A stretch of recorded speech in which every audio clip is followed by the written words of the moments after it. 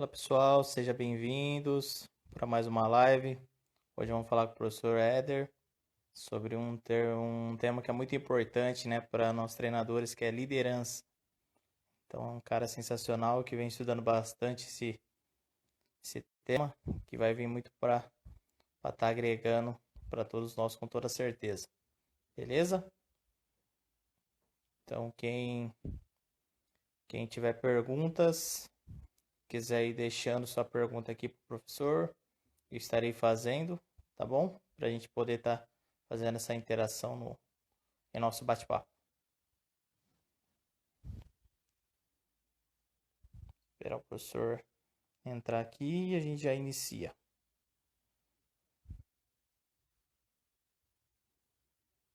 Seja bem-vindo, professor Rose Roana 5. Está sempre acompanhando nossas lives aqui. Feliz e honrado por ter você aqui conosco.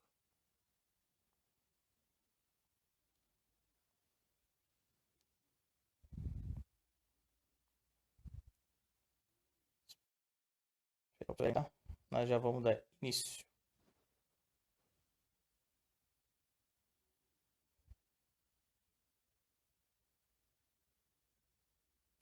Que ele entrou. Vamos lá. Fala, Cid. Beleza? Fala, gato, não tem! Yeah. Beleza, não tem, Luiz? Beleza, mas não é culpa Gaúcho? Minha, não é culpa minha, do meu pai e da minha mãe. Sensacional. Gaúcho, primeiro de tudo, cara, pô, muito obrigado por ter aceitado esse convite de vir bater esse papo comigo aqui. Para mim, você é um dos caras que mais tem autoridade no tema. E eu falei, quando que eu pensei, eu falei, poxa, vou só esperar encaixar certinho aqui, quero chamar o Gaúcho para falar desse tema, porque, cara, você tá tirando de letra, velho, você tá ajudando muita gente, você não tem noção. E um tema, Gaúcho, que nem eu já te disse em particular, que é muito complexo, cara, não é tão simples como você transforma o entendimento nosso. Então, pô, muito obrigado, fundo do coração. Eu sempre falo para meus convidados o seguinte, se você tá aqui, é porque eu gosto muito de você e gosto de ouvir, porque do contrário eu não chamaria, entendeu? Verdade, então, né? Poxa... Então, pô, eu agradeço demais, você é um cara que admiro muito e sinta-se à vontade aqui, viu? A recíproca é totalmente verdadeira. Tu sabe quanto eu admiro tua história? Quando a gente fez a live comigo aqui, a gente comentou a respeito da história, de largar tudo e ficar numa vida sozinho e tal. O quanto isso é gratificante e quanto é bom a gente falar a respeito disso, principalmente para alimentar essa chama que age no coração dos outros. Eu acho que o mais importante é isso aqui. E a gente, como líder, tem que partir desse princípio de alimentar essa chama que aquece o coração de todas as pessoas, que é o desejo de liderar a si mesmo, liderar em várias as funções, não importa. Sensacional. Única pergunta, Gaúcho, que você vai ver em todas as minhas lives, que é a padrão, é só a primeira. Então, se você puder contar um pouquinho da sua história, como você iniciou no futsal, um pouquinho da sua trajetória, e aí depois a gente já entra no nosso tema, no nosso bate-papo. Já. Então, eu sou Gaúcho de Palmeiras das Missões, tenho 39 anos, eu corri errado, de costas e na subida, jogando... Tem que ser para o pessoal convidar, é que para vir mais gente aí, né, cara? Vamos ver se a galera manda o coraçãozinho aí para o pessoal vir. E, assim, eu comecei no futsal com 19 anos, jogando série bronze e tal, mas na realidade não chegava nem a jogar. Aí eu passei no vestibular e fui estudar em Santa Maria. Lá, estudando e tendo a oportunidade de vivenciar mais a fundo a modalidade, e até tendo a oportunidade de futsal universitário, jogos abertos, enfim, pelas cidades do interior. E quando eu tive a oportunidade, inclusive, de jogar a série bronze lá, daí meu pai disse, não, tu quer jogar ou tu quer estudar? Se tu quiser jogar, eu paro de mandar dinheiro para ti agora e tu vai estudar. E a gente é assim, né, cara? Não tem muitas opções. É uma faculdade e acabou, né? Então, a gente não tinha muita chance. Felizmente, porque eu sou um cara muito apaixonado e realizado. Aí me formei em Educação Física e meu primeiro time foi Campos Novos, Santa Catarina, uma indicação do Thiago Nunes, treinador do Corinthians, que é meu parceiro, cara. Meu irmão, assim, de... Pô, ele é meu irmão, a gente... Balada, essas coisas assim, de amigão mesmo. Caramba. Aí ele trabalhou lá e me indicou. Aí eu fui, ele continuou rodando, e eu rodando para um lado, ele para o outro e tal, mas sempre mantendo esse contato. Aí de lá, eu fiz estágio na Malve, fiz estágio na seleção, corri um monte de times aí, Rio Grande do Sul, Santa Catarina e Paraná.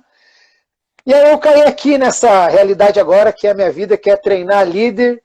Foi uma mudança muito drástica, assim, aconteceu tudo muito rápido, assim, na minha vida, Luiz. Em 2015, minha ex-esposa foi embora, e sabe como que é a cabeça nessa situação, assim. Nossa Senhora. Aí eu conheci Jesus, cara. Eu era um cara ateu, e aí Jesus fez a diferença na minha vida. Aí eu estudei teologia, eu tenho especialização em futsal, em Londrina, acho que na especialização do Wilton. Sou formado em teologia e tenho especialização em coaching cristão. E aí eu desenvolvi o coaching também, cara, que é uma área que eu sou apaixonado, que é o treinamento de pessoas. Aí a experiência que eu tenho na área, a experiência que eu tenho em lidar com gente, hoje, graças a Deus, me dá autoridade para trabalhar com liderança esportiva e liderança de treinadores, que é uma coisa espetacular, cara. Eu acho isso sensacional. A preocupação com essa questão comportamental de como que as pessoas interagem no processo de desenvolvimento do desporto mesmo. Eu sou encantado, já estou pensando em estudar psicologia, entrar na área de psiquiatria, essas maluquices aí, cara, porque é muito massa isso.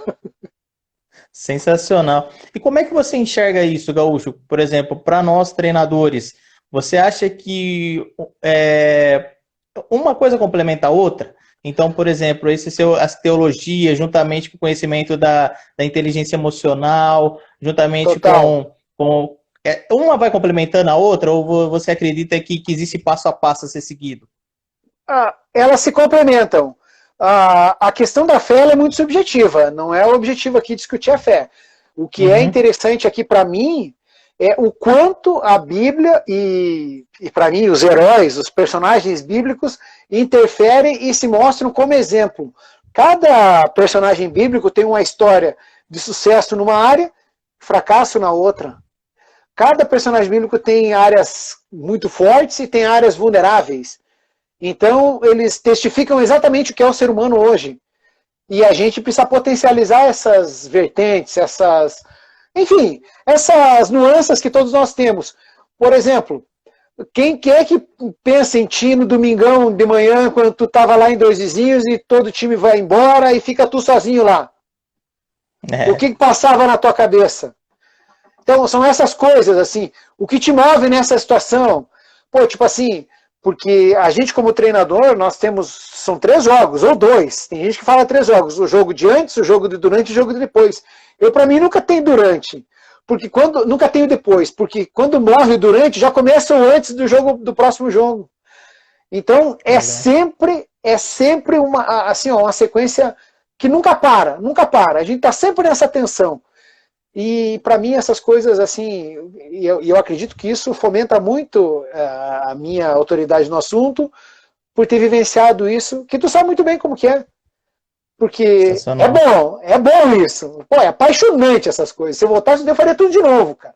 Mas às vezes é sofrido também. Às vezes é difícil. A volta das viagens é ruim. Essas coisas assim, longa, com uma derrota. Então... Entende?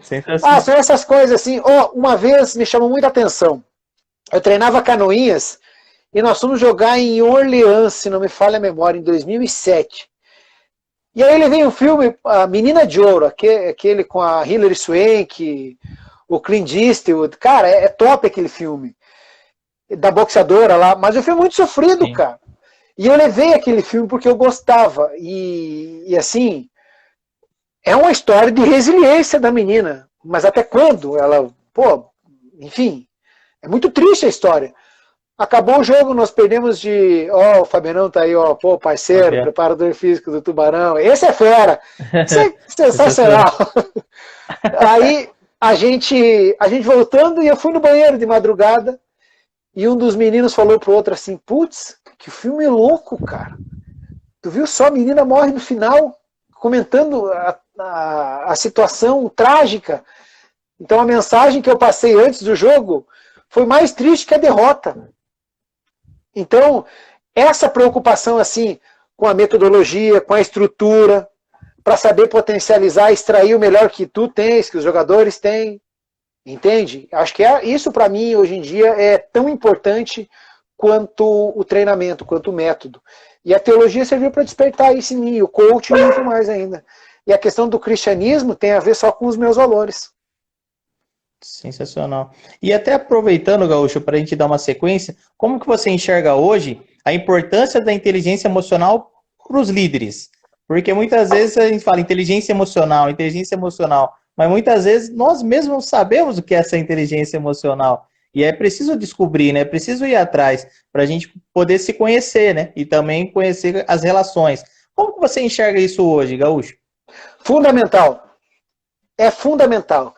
É tão importante quanto o método, quanto o bom jogador, quanto as características individuais de um pivô de referência, de um pivô de movimentação, de um back que dá até na mãe do Badanha, de um back que é um pouco mais sempre antenado com a tecnologia e com redes sociais.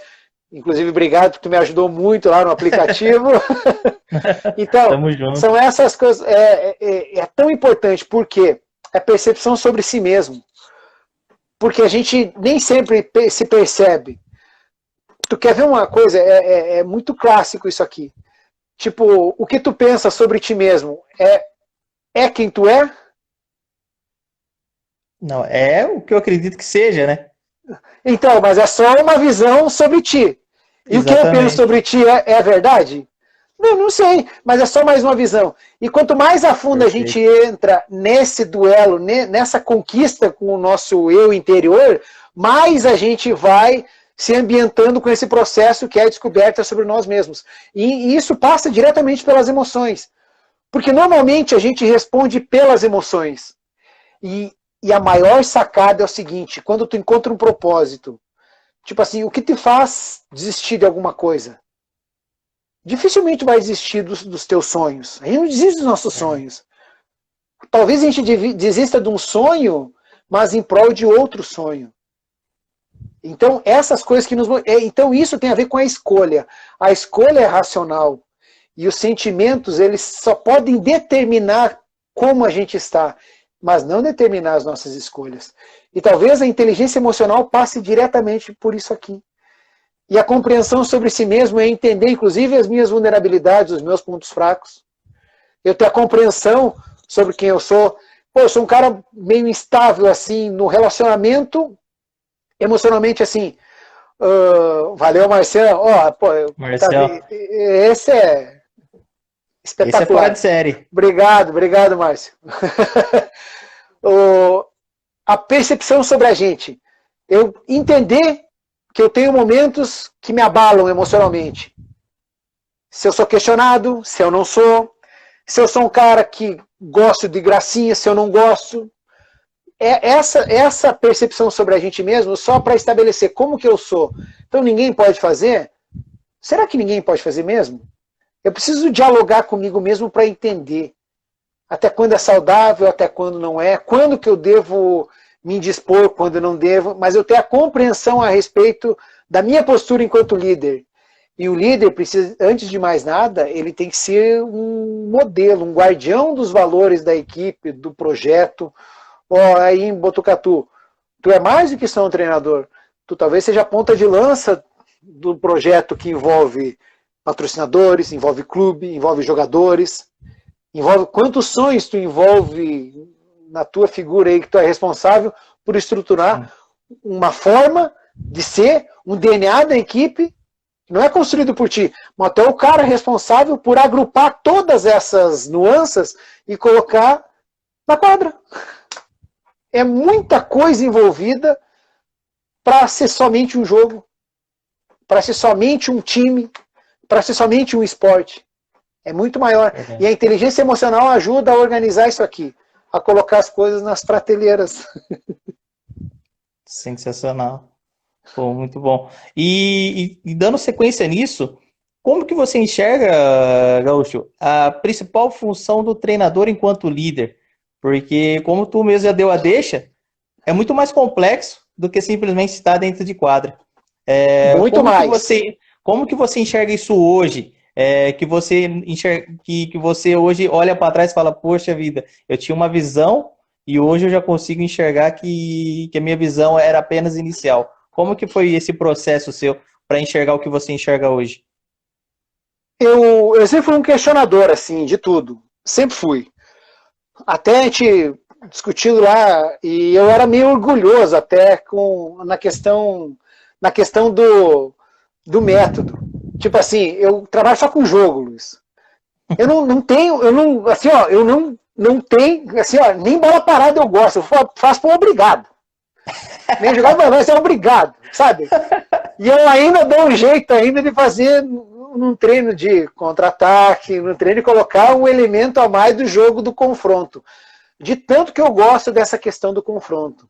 De tanto que eu gosto de trazer a especificidade do esporte mesmo para dentro do processo de treinamento. Então era sempre jogado. E eu dizia pro Igor, não, e o Igor falou, cara, a gente tem que fazer pelo menos no aquecimento. E eu falei, então tu faça. A gente tem que fazer pelo menos assim, ó, o treino do padrão, assim, botar um conezinho, fazer um passe aqui, porque os caras precisam mecanizar pelo menos o movimento. Nem que eles, só para eles visualizar isso. Eu falei, então tu faz, porque eu não vou fazer. Eu quero que o cara aprenda lá no confronto. Mas tem muito de orgulho meu isso aqui. Só por isso. Não tinha nada. É porque eu gostava mesmo, entende? E aí assim, ó, o que a grande sacada do negócio, assim, dessa estrutura. Eu me perdi na pergunta. Pode repetir de novo, porque eu me passei. Não, fica tranquilo. Como que você enxerga hoje a principal função do treinador enquanto líder? Então, a principal função é ele extrair o melhor de quem dos seus liderados, dos seus colaboradores. Eu vou contar uma história aqui, bem rapidinho, eu gosto de história. Teve para te falar bem a verdade, ó, tá aqui o livro que eu tô lendo desse cara aqui. Eu já li isso aqui e eu tô lendo de novo. É um pastor americano, John Maxwell, ele conta muita história. E eu tô lendo de novo esse livro aqui. Ele conta a história de uma disputa na metade do século XIX. William Gladstone e Benjamin Disraeli.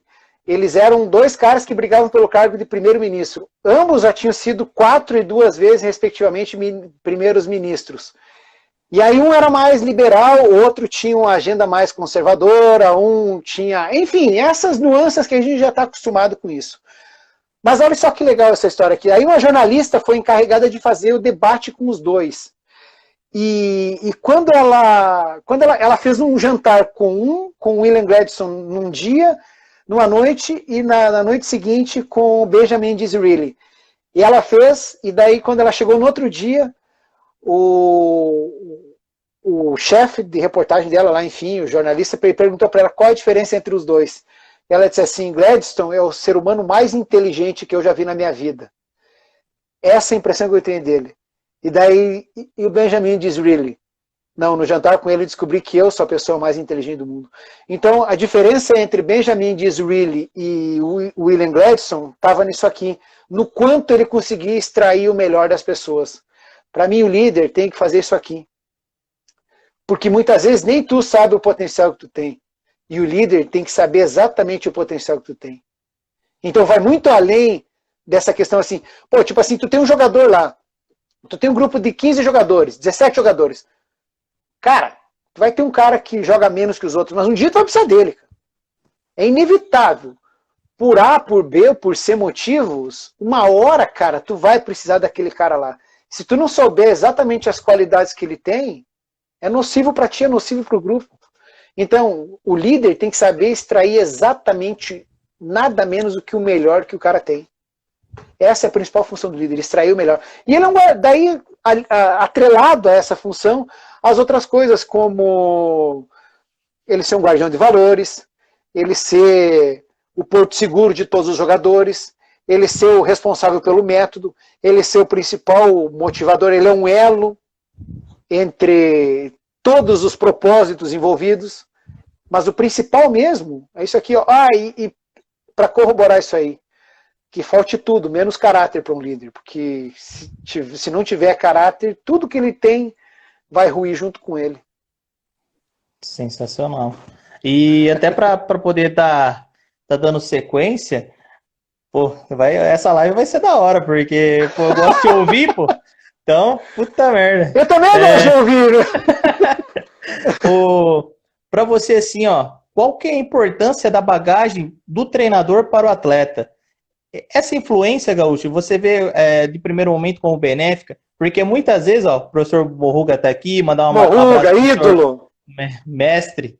E então, por exemplo, até para a gente aproveitar que ele está aqui, é diferente, por exemplo, o primeiro impacto do cara ser treinado por um Morruga ou o cara ser treinado por mim, naquele primeiro momento, antes da coisa. Você acredita que essa bagagem ela pode favorecer os laços iniciais do atleta, muitas vezes ficar mais propenso à aceitação de algumas maneiras de se treinar, da maneira do treinador ser? Como é que você enxerga isso? Essa bagagem do treinador para o atleta?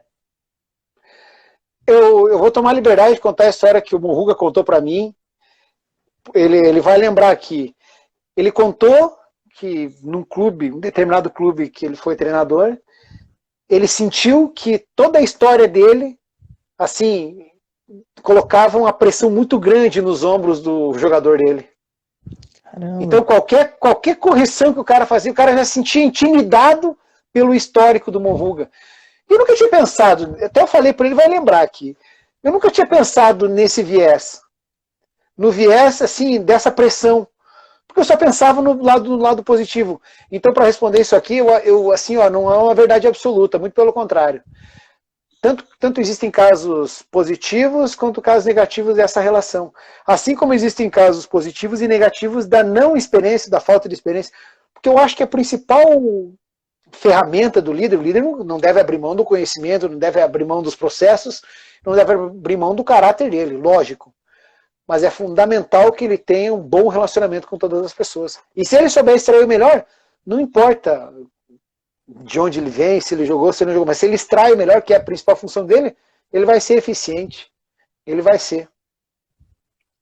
Sensacional. O Marcelo até está falando aqui, eu acho importante o atleta perceber a lealdade do técnico. Exatamente. Assim o processo segue bem e se desenvolve. Aí já entra numa outra pergunta aqui que eu acredito que vem de encontro, né? Aproveitar essa sua fala, que é como que cultiva a credibilidade, porque a credibilidade ela é fundamental, né? Para que todo o processo possa ser desenvolvido, né? De uma maneira justa e que o atleta ele se sinta parte, né? Daquilo que está sendo desenvolvido, que ele consegue se enxergar naquilo. Como que você enxerga isso, Gaúcho? Como que você vê dessa cultivação da credibilidade? Como que a gente cultiva essa credibilidade? Relacionamento. As horas de atividade vão te dar esse relacionamento, vão te dar intimidade, vão te dar a percepção exata da tua credibilidade ou não, da tua capacidade. Porque se tu não tiver essa capacidade, tipo assim, o tempo vai determinar.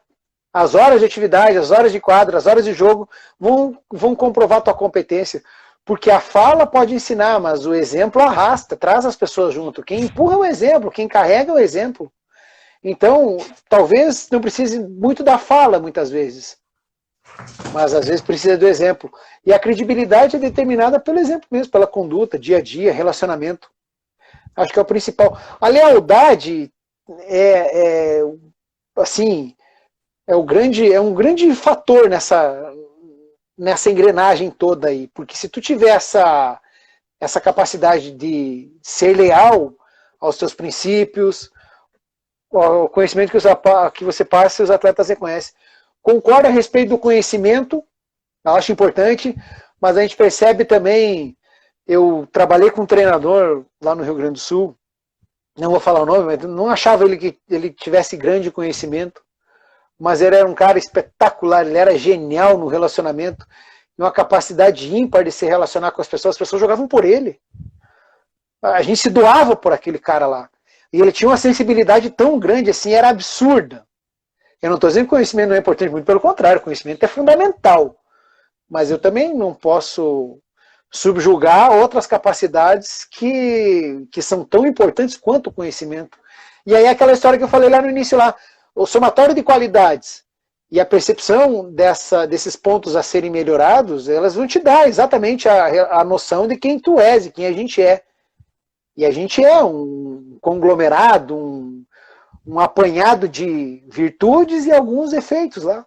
E talvez muitas vezes o conhecimento específico não seja uma virtude. Mas eu acho que tudo isso aqui, cara, a relação é que determina do que sim e do que não. O dia a dia mesmo, a prática. Entende? Respondi? Entendi. Sensacional, pô. Claro, eu tô prestando atenção aqui.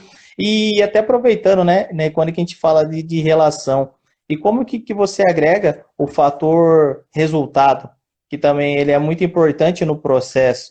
Então, por exemplo, jogamos como nunca, perdemos como sempre. Então, como que você enxerga essa relação?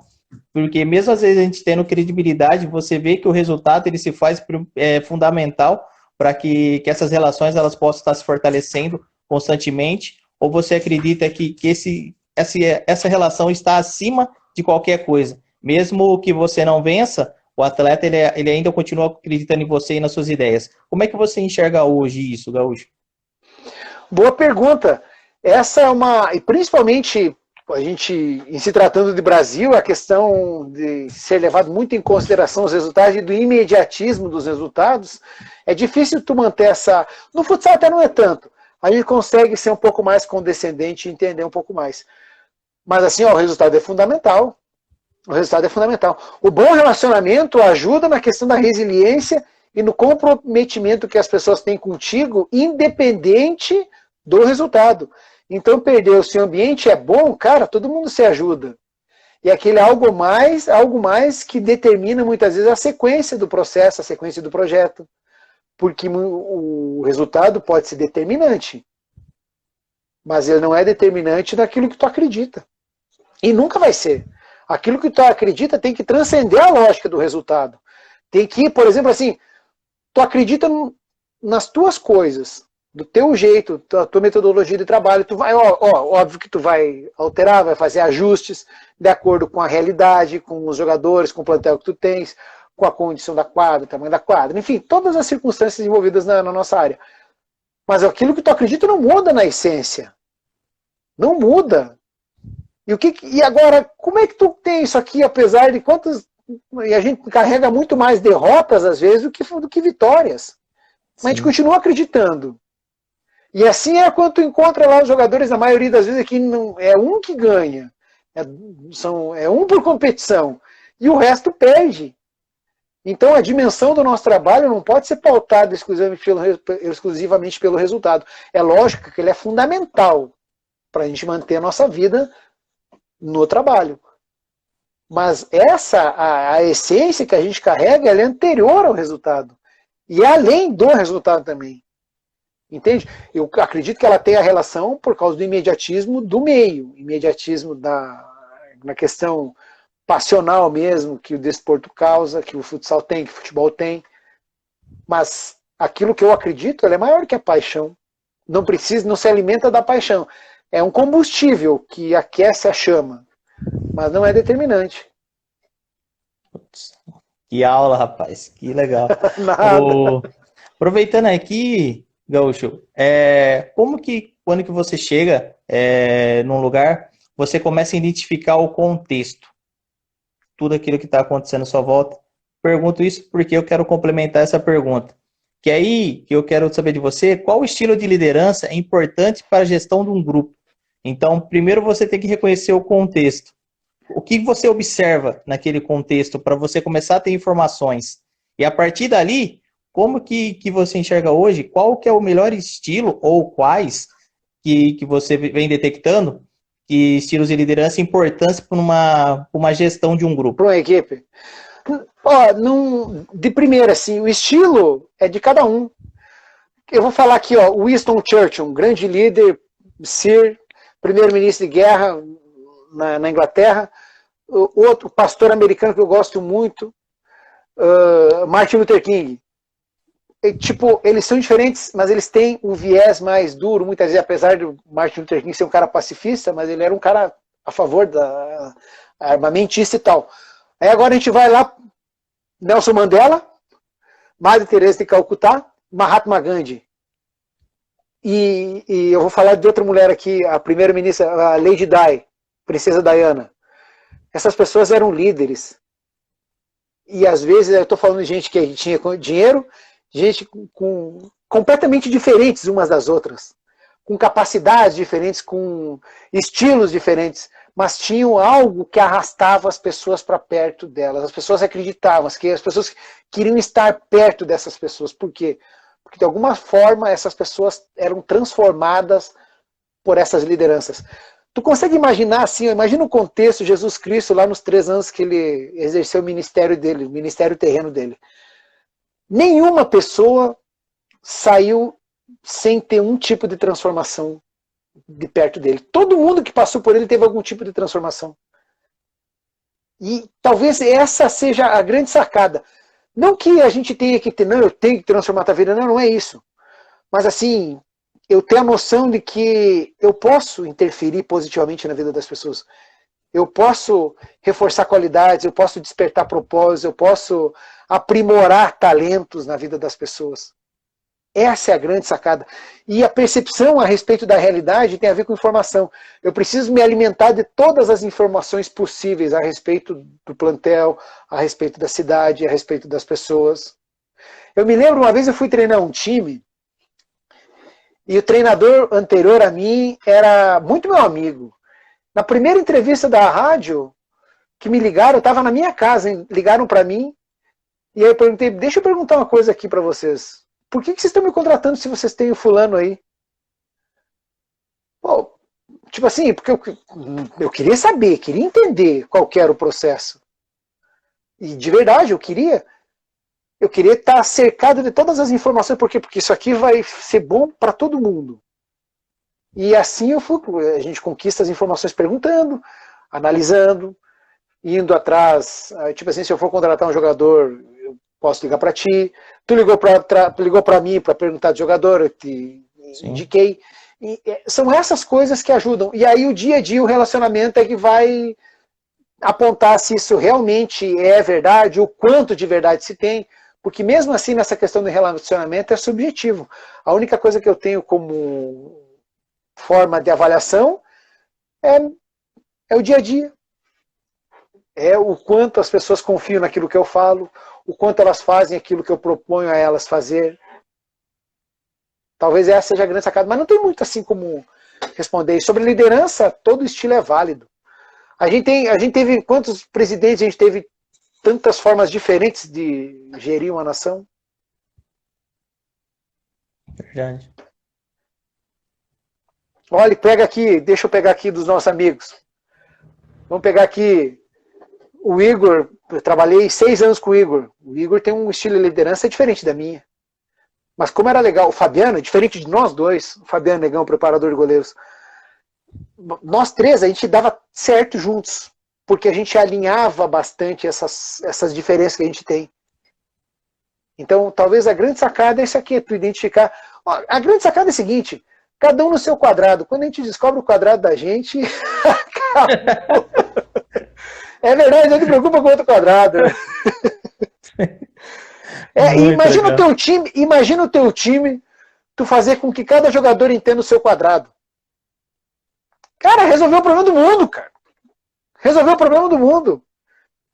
Eu vou fazer a minha, cara. Vou fazer a minha e vou contribuir com o outro, porque eu posso ajudar no quadradinho do outro lá ajudando, mas sem obrigação. É porque eu quero ajudar, porque eu quero ser útil. Essa é a grande sacada. Entende? Legal. E até aproveitando essa sua deixa, Gaúcho, como que você começou a identificar ficar no seu quadrado, até aproveitando essa complementaridade, como que você aprendeu o feeling na hora ou não de intervir, na hora ou não de muitas vezes aprofundar, às vezes aquela relação, tentar dar o passo a mais, porque muitas vezes... Eu não aprendi ainda. Ainda não? Por causa de dificuldade. Mas é difícil. Não, eu estava conversando com um jogador agora, ele está fazendo um discipulado. É um menino sensacional, e aí a gente faz um discipulado, ele quer conhecer mais a Bíblia e tal, e me ligou, eu estou ajudando ele. E aí, ele já jogou comigo outras vezes, aí ele me falou uma. E ele é muito bom jogador. Ele falou, cara, por que tu aquela época lá, por que tu apostaram lá no fulano? Eu falei, cara, eu já apostei em tantos caras que deu certo. Eu tenho que errar também. Eu não vou acertar certo. Só, pô, seria sensacional. Não, tá louco! Então, essa relação assim, é difícil mesmo, porque o que te dá a capacidade de acerto ou não é a relação. E assim, ó, é a preocupação com gente, porque afinal de contas a gente lida com pessoas. Sim. Ó, a percepção é um ser humano, cara. Um ser humano não é somente um número. É gente. Gente tem sentimento, gente tem propósito, tem objetivo, gente tem motivo para estar ali. E o motivo é mais do que somente jogar, é mais do que somente fazer parte daquilo. Então tu perceber, e o olhar da gente sempre ser um olhar diferente, a gente aprendeu a vida inteira. Tu já pegou a recuperação do que tu ia bem na escola? Jamais, né? Não, a gente pegava a recuperação, pegava o exame que era ruim, né? Exatamente. Então, a sociedade ensina a gente o quê? A valorizar, a gente está valorizando o erro. Eu não estou dizendo, por favor, não estou dizendo que a gente tem que aqui ficar pautado, não, quer dizer que não tem que estudar, não, tem que estudar.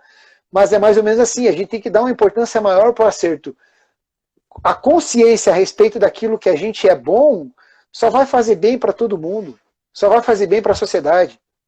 Então, investir tempo. Tu é estudioso do futsal. Então, um cara que ama estar estudando. O que tu não gosta de fazer no futsal? Putz. Boa pergunta, porque eu já trabalhei. Eu não gostava de lavar uniforme. Eu tu gosta de lavar uniforme? Eu também já vi isso. Eu já tive que fazer de tudo, né? Aí você tu gostava de fazer? Não, gostar não. Não, eu não gosto, mas é obrigado a fazer, né? Exatamente, tem que Agora, fazer. Quantos cursos já fez para aprender a lavar uniforme?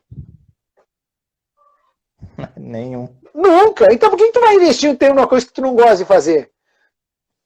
É potencializar aquilo que tu é bom, cara. Pô, tu tem um ala que é driblador. Tá, significa que o cara não pode marcar? Não, mas eu não vou colocar para ele assim, ó, uma exigência que ofusque os pontos positivos dele. Então o reforço positivo é importante. É assim, olha, pô, para te fazer o que tu é bom, é necessário que tu cumpra certos objetivos aqui que não vão ser tão bons. Mas é inevitável a gente ter que passar por eles. Mas eu não vou reforçar esses pontos a serem melhorados tanto que eu faça com que ele esqueça os pontos fortes que ele tem. Esse autor que eu gosto, John Maxwell, ele tem assim, ó, 70% de tudo que tu tem, tu investe no que tu é bom. 25% em coisas novas e 5% que tu é ruim. Pô, cara. Assim, ó, tu pode criar a tua forma. Essa forma dele assim, e deu certo. Eu posso ter, não, é muito. Então 60, 20 e 20. Eu não sei. Cada um cria a sua. Mas é o tempo que tu determina para que tu extraia o melhor do que cada um pode te dar. Entende? Legal. É mais um pepino para te resolver aí quando tu estiver treinando lá, né? Começar a pensar até nessas coisas agora também. Exatamente.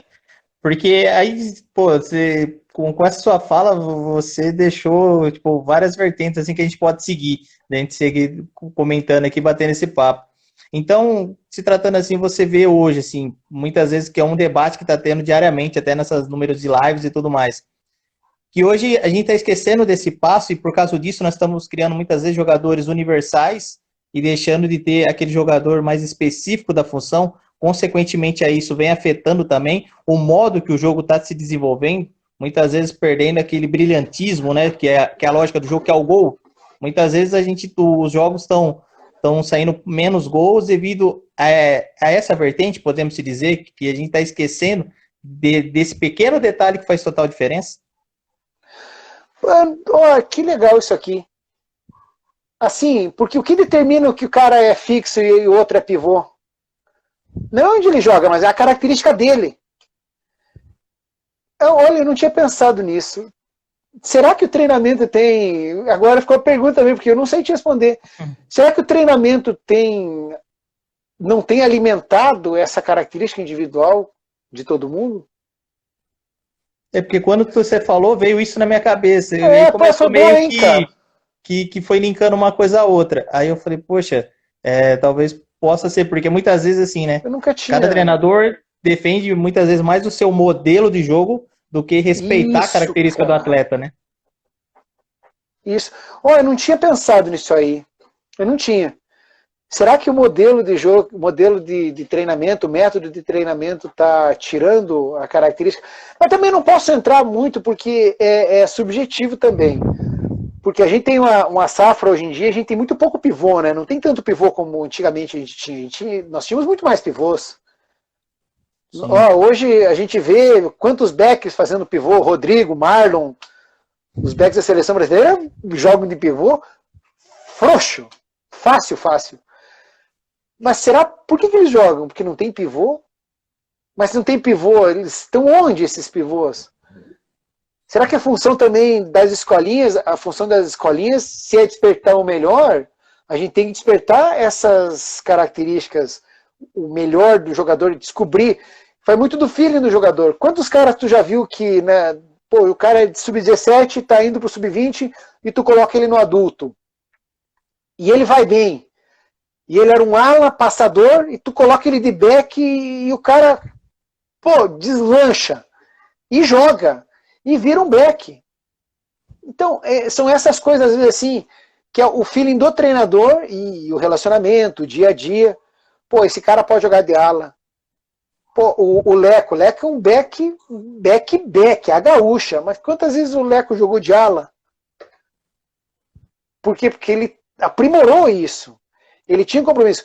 E aí entra uma outra lógica também, que é assim, o princípio que o jogador também tem que ser melhor. Fazer coisas novas, esse aqui, 70% do tempo. Veja, o Rodrigo postou no Instagram dele, ele fazendo gol, treinando chute a gol lá de longe, lá, linha gol, não treina com a esquerda. Me chamou muita atenção até nessa relação do tempo, 70, 25 e 5. Ele olha de esquerda, eu faço, mas o que? Eu estou aprimorando os meus pontos fortes. E eu estou treinando um pouquinho o meu ponto fraco.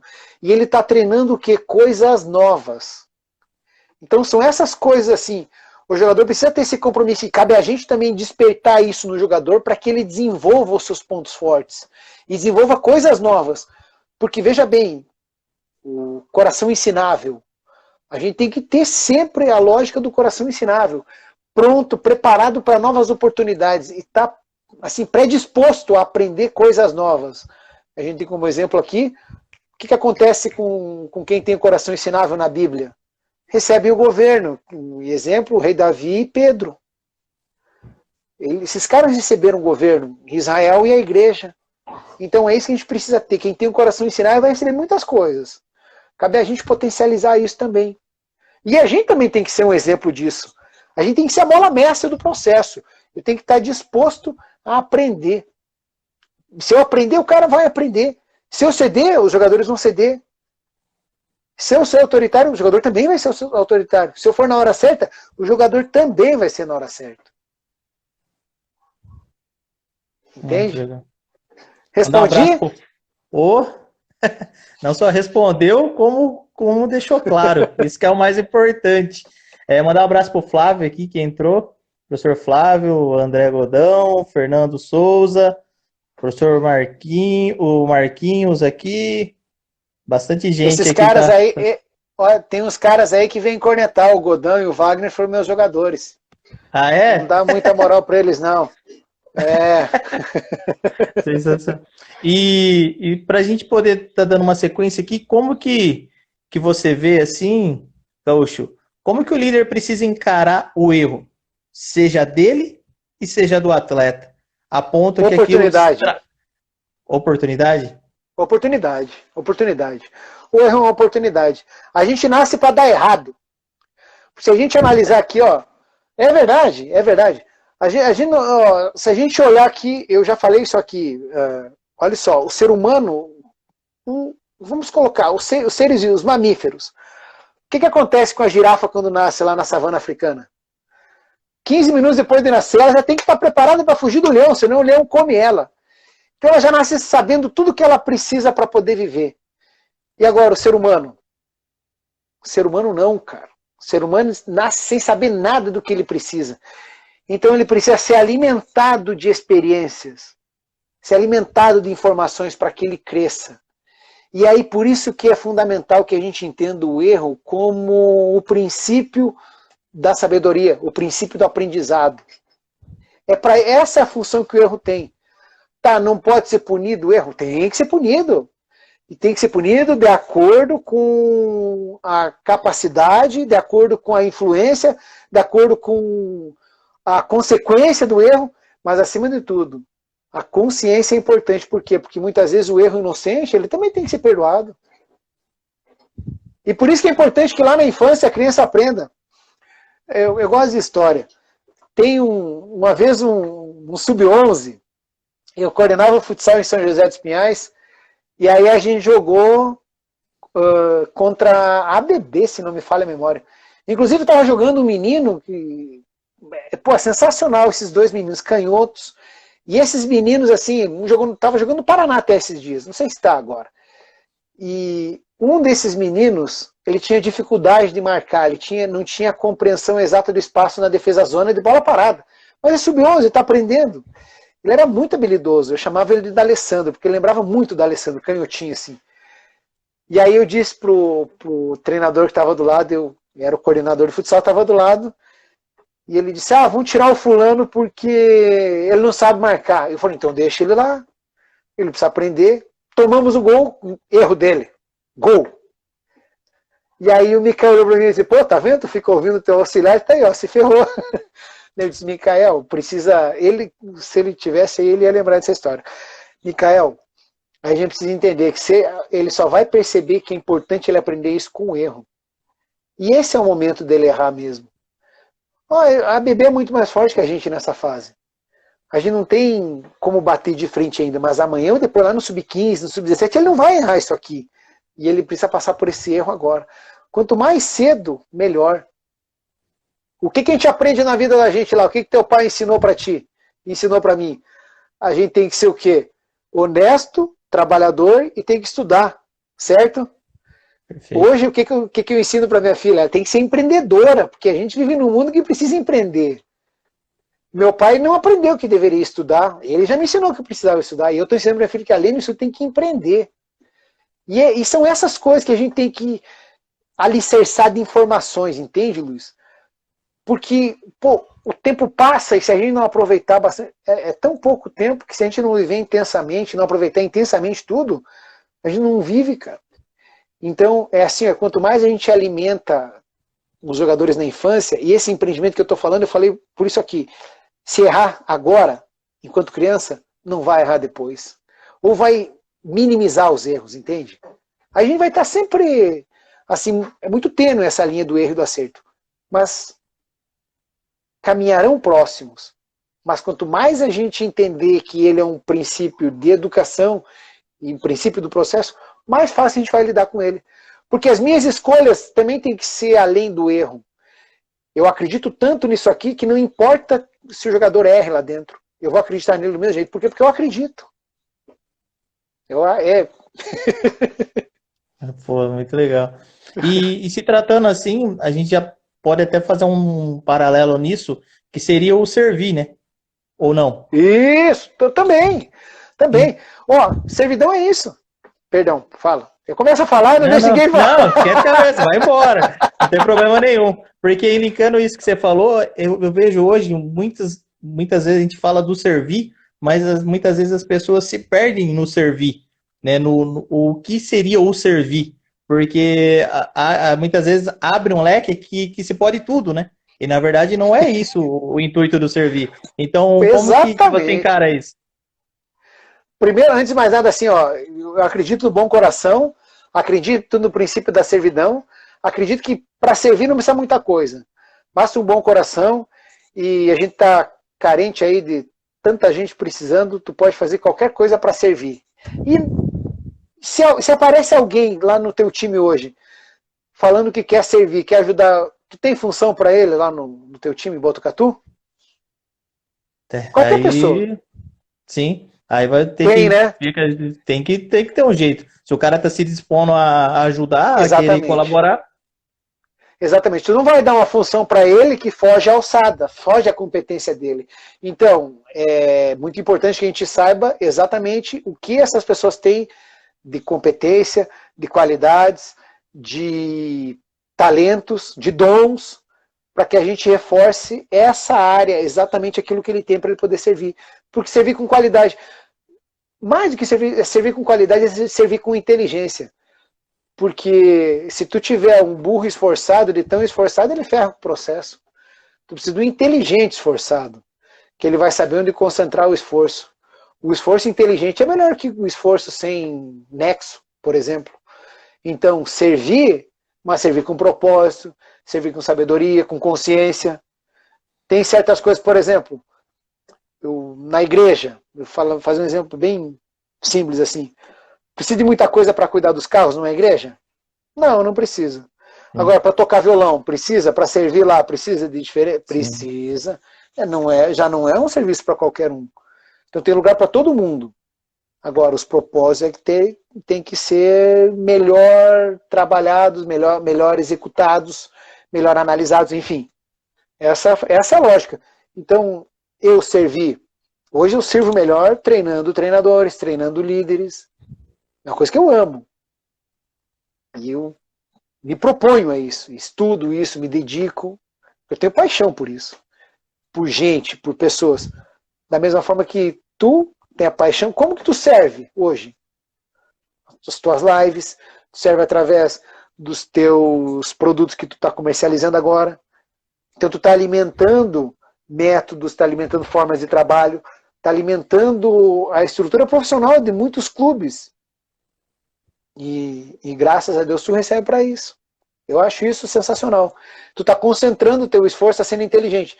Tu não vai vender, por exemplo, um trabalho que não tem nada a ver com a tua área. Por exemplo, lavar uniforme. Sim. Como lavar uniforme no futsal? Não vai. Vai ter gente que vai fazer isso aí. Não é verdade? Depois dessa deixa. Dá também! Vamos lá, né? Eu tô aprendendo com isso também. Pô, tá difícil, hein, Luiz? Tô aprendendo, cara, tô aprendendo. Mas eu vou pegar essa manha aí. Vou pegar essa manha do marketing digital. Né, você já tá voando já. Tô aprendendo, tô aprendendo, tô aprendendo. E até para a gente chegar a mais uma pergunta aqui, como que você vê um dos temas, dos 7 segredos que você até designou para um grupo, né, de pessoas que estavam dispostas, a vulnerabilidade, né? E eu quero até fazer um paralelo com ela, também a questão do fracasso, do sofrimento. Como que você vê essas questões pro desenvolvimento da pessoa? Porque eu faço a pergunta por quê? Porque muitas vezes a pessoa ela não dá um valor para certas questões, mas quando é que ela passa por algum momento desse, ela se fortalece. E, consequentemente, é isso. Quando é que ela passa isso para um grupo, e dependendo o que aconteceu, ela se torna vulnerável, o grupo se fortalece. Como que se dá essas interações, assim? Você consegue ter uma visão clara disso? Ou do porquê a pessoa se fortalece? Empatia. Empatia. Todo mundo tem. Se a gente. Quem aqui não sofreu por uma relação amorosa? Quem nunca sofreu por uma questão financeira? E eu admitir que eu posso passar por essas circunstâncias aqui me faz ser menor, ser inferior a alguém? De maneira nenhuma. Ao contrário, esse tipo de situação só me coloca na mesma condição das pessoas. E eu me lembro, assim, o coração é fundamental. Quando tu apela, tu desperta um tipo de emoção positiva nas pessoas, as pessoas vão caminhar junto contigo. Por quê? Porque é verdadeiro. Então, se eu estabelecer esse elo pela emoção positiva que a gente desperta nas pessoas, e a vulnerabilidade é um grande elo. Porque eu conversando com o meu irmão uma vez, e aí ele falando, ele é um cara muito impulsivo e responde muitas vezes por essa impulsividade. E aí ele falou, às vezes, cara, é muito ruim isso aqui. Eu falei, cara, eu te entendo. Daí ele falou, como entende? Tu nem tem isso? Mas eu sou um cara largado. Então eu só não sou impulsivo, mas eu sou largadão para as coisas assim. Eu sou desleixado, relaxado com as coisas. Não de não limpar as coisas. Mas assim, Hakuna Matata. Isso muitas vezes mas muitas vezes é um problema também. Postergar certas decisões. Hoje eu lido melhor, porque eu sou um cara muito, assim, eu aprendi a controlar isso. Como? Me cercando com um método, com agenda, com esse tipo de segurança que a gente tem hoje, que facilita. Então, organizar a agenda para que eu não fique refém de mim mesmo. Então, eu estou mostrando que eu tenho uma vulnerabilidade. E quem não tem vulnerabilidades como essa? Ser um procrastinador. Tem gente que tem vulnerabilidade, e muitas vezes certas vulnerabilidades vão além disso. Vão além dessas coisas. Mas o que é importante na vulnerabilidade? É só admitir. E quando te coloca num ponto fraco, e o relacionamento determina isso. E quanto mais cedo as pessoas descobrirem as vulnerabilidades que a gente tem, o relacionamento amadurece muito mais rápido. Quanto mais cedo elas descobrem, por quê? Porque tu vai alimentando, e muitas vezes a gente alimenta aquela ideia de um cara perfeito, do homem...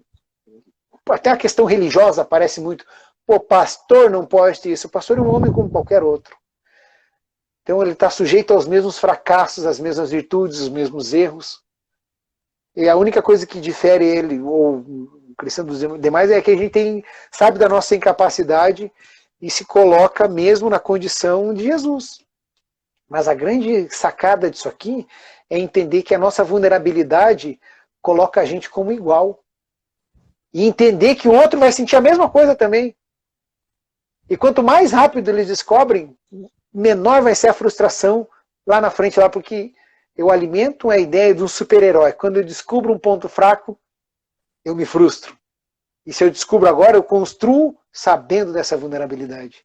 E todos têm uma vulnerabilidade de um pivô que tem dificuldade de marcar. Não marca. E nem por isso ele deixa de ser útil para o teu time. Muito pelo contrário. Muito bom.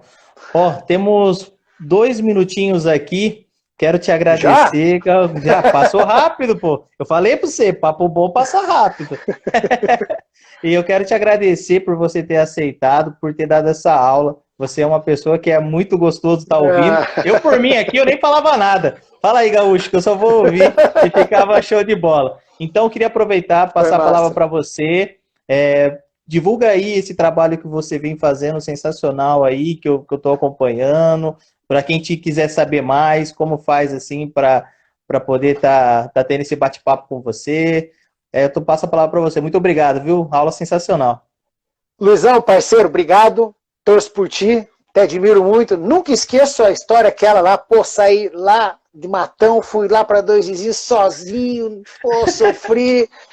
Eu não fui 1.000 quilômetros, mas eu fui 500, quando eu fui no meu primeiro time. Mas foi a mesma coisa também. Cara, que legal conversar contigo, sempre é. E eu, assim, me sinto lisonjeado, cara, honrado mesmo, nem mereço isso aqui, mas eu fico muito feliz e agradecido por estar aqui conversando contigo. Obrigado a todo mundo que participou, que emprestou um pouquinho da atenção para nos ouvir aqui. Às vezes os caras vão acreditar nas mentiras que a gente conta aqui, né? Jesus Cristo. Mas eu agradeço. E assim, treinador Éder Bueno no Instagram, no Facebook, no Twitter. Eu estou sempre lá à disposição. Lá tem a minha página. Se vocês quiserem clicar lá para descobrir. Eu presto consultoria, mentoria e coaching de liderança esportiva. Coloco-me à disposição de vocês para quem quiser. E o coaching não precisa ser necessariamente esportivo. Qualquer pessoa que tenha interesse, assim, nem todo mundo nasceu para ser coach, mas todo mundo nasceu para ter um coach. O coach é sensacional, gente. Todo mundo, eu tenho as pessoas que me orientam, tenho as pessoas que me ajudam. Falou, e eu recomendo.